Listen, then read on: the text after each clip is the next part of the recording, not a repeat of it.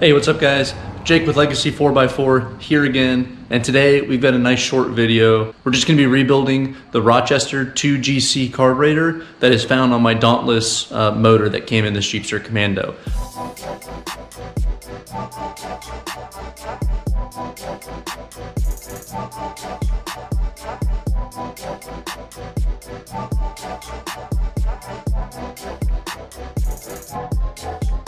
So like you guys saw last week, we just finished up all the brake works, all the tires are on, all that kind of stuff. We've made huge progress on this Jeep. So now it's time to start doing fuel delivery. We're gonna start that with this carburetor. So stick around guys, let's go ahead and get started.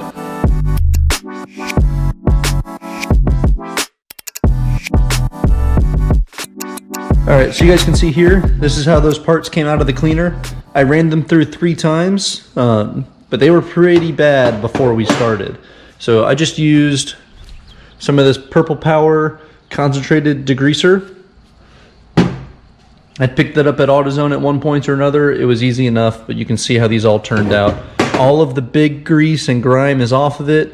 I did hit some of it using like a little wire brush, toothbrush, my knife, things like that to scrape off some of the old gaskets.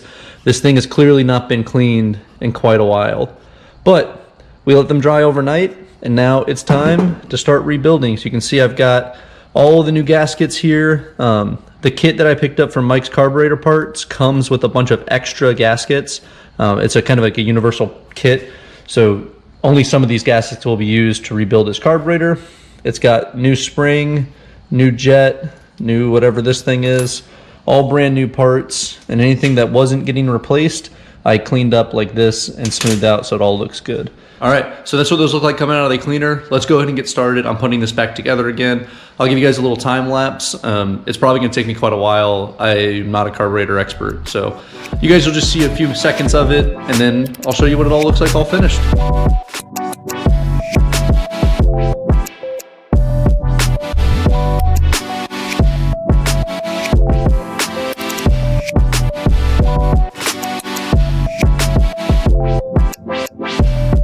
There you go, freshly rebuilt Rochester 2G carburetor. Turned out pretty good. It actually wasn't as bad as I thought it was gonna be. I was expecting it to be a lot more painful than it was, but it actually worked out pretty easily. I remember hearing and reading that people said these were the easiest ones to work on, and I definitely agree. This was super simple to rebuild. But now it's time to put it on the Jeep and install it finally in the motor over there. So let's go ahead and do that.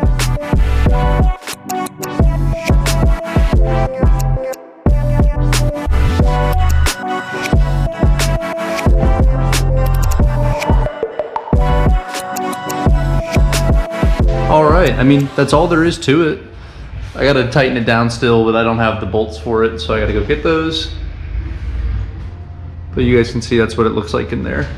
Disregard the dust and dirt that's on top of it. This motor's been sitting here for about 6 months while I finish up the rest of the Jeep.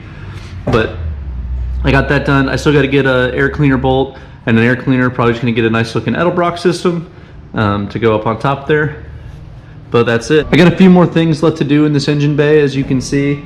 I got to mount the radiator, which I've got sitting over there underneath the plasma table. And then I got to decide if I'm gonna do anything with these fenders.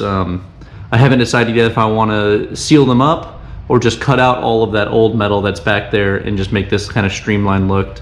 I'm probably leaning towards cutting it out and just not having a huge fender area up here and kind of showing off a lot of the, you know, kind of like this, showing off a lot of the inner spacing. So I got to figure that out still, what I want to do with it, but that's how that's looking. You can see what it looks like from the front without the radiator in place. Disregard that other wheel. I'm still waiting on parts for the brakes. Boom. You can see the steering shaft connected to the steering wheel. The steering shaft is going to run from here down to underneath that frame cross member there, and then it's going to go straight forward to the steering gearbox up here, which again you guys will see in a later video, but that's how that's shaping up. There it is from the side. Huge progress being made. So stick around, guys. We got a lot left to do on this Jeep, but it's coming. All right, I hope you guys like that. It was a super simple video. Like I said, it's easy. It was fun to redo that carburetor. I will put a link in the description to Mike's carburetor parts. I followed the 2 videos he has for rebuilding the Rochester 2G, and then I bought all the parts from him. They were very reasonably priced, came in quick, and they had everything you need to make this job super simple. I'll put a link to his store in the description.